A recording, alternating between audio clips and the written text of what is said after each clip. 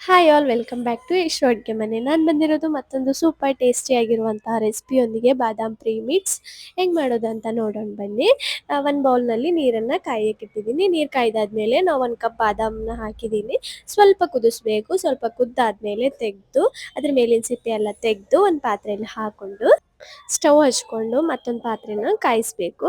ಉರಿನ low ಫ್ಲೇಮ್ನಲ್ಲಿ ಇಟ್ಟು ಇವಾಗ ಸಿಪ್ಪೆ ತೆಗೆದಿರುವಂತಹ ಬಾದಾಮ್ನ ಅದ್ರಲ್ಲಿ ಹಾಕಿ ಚೆನ್ನಾಗಿ ರೋಸ್ಟ್ ಮಾಡಬೇಕು. ಆದಷ್ಟು ಉರಿನ ಸಣ್ಣ ಉರಿಲೇ ಇಟ್ಟು ರೋಸ್ಟ್ ಮಾಡಬೇಕು.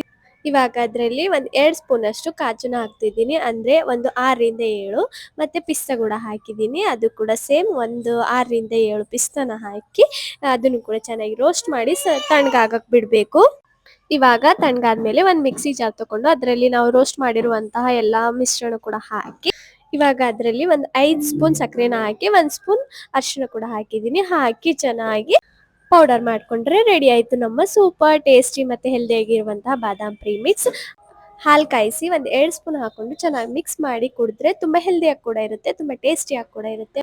ಮಕ್ಕಳಿಗೆ ಕೂಡ ತುಂಬ ಇಷ್ಟ ಆಗುತ್ತೆ. ನೀವು ಕೂಡ ಮನೆಯಲ್ಲಿ ಒಂದ್ಸಲ ಟ್ರೈ ಮಾಡಿ ಈ ಹೆಲ್ದಿಯಾಗಿರುವಂತಹ ರೆಸಿಪಿನ.